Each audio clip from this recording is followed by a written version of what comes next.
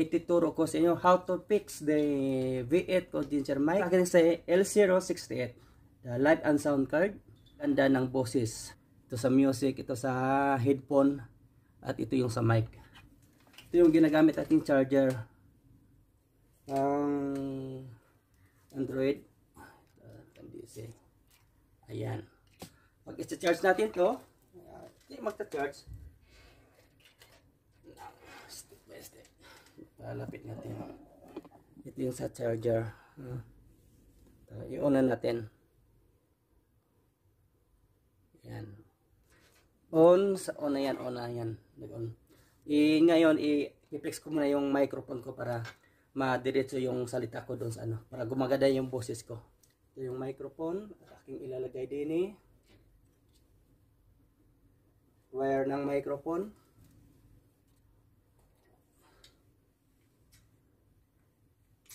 Ayan, alright.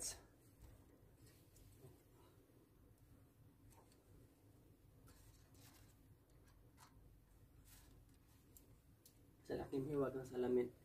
Maklaro. Ayan, may salamin tayo para klaro. Hello mic. Hello mic. Ito yung nakauna ang aking L068 mic condenser. Lapit natin. Ayan. Dito po itong live 1, live 2. Ito yung gamit niya sa pagla-live. Pag live ay connect ito sa ano, sa dito sa cellphone na nagla-live. So itong music, i-connect natin doon sa laptop o kaya cellphone din. Tapos itong mic. Itong mic, i-connect natin dito. Yan. Dito sa mic. Nalagay yung mic yan. Tapos itong sa headset. May ano siyang headset. Kaya natin dito. Okay? O yan. Ito may mga sounds effect siya dito. Mga sounds effect. Ayan. Ayan. So, wait a minute. Kaping mainit. Makita ang boses ko yan. Hello guys, yan na po. Maganda na po ating boses.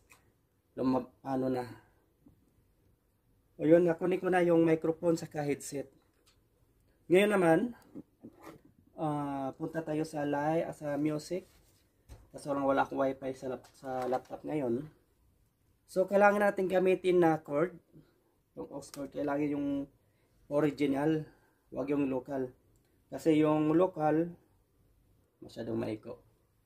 Yung local, pag hindi siya fix sa cellphone mo, ano siya, walang kwenta. Yung boses mo hindi nagbabago. Ngayon, punta tayo sa music. Problem, wala tayong ano.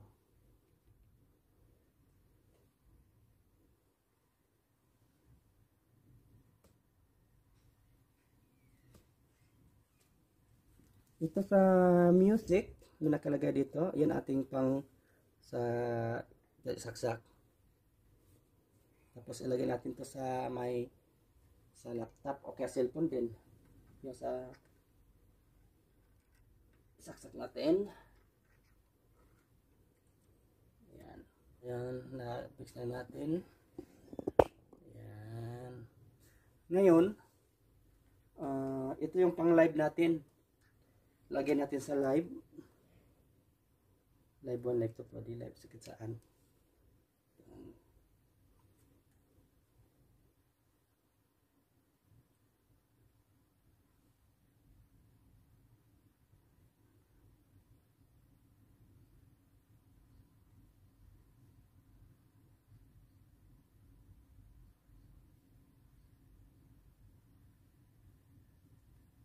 Ayan, naka-okay na lahat.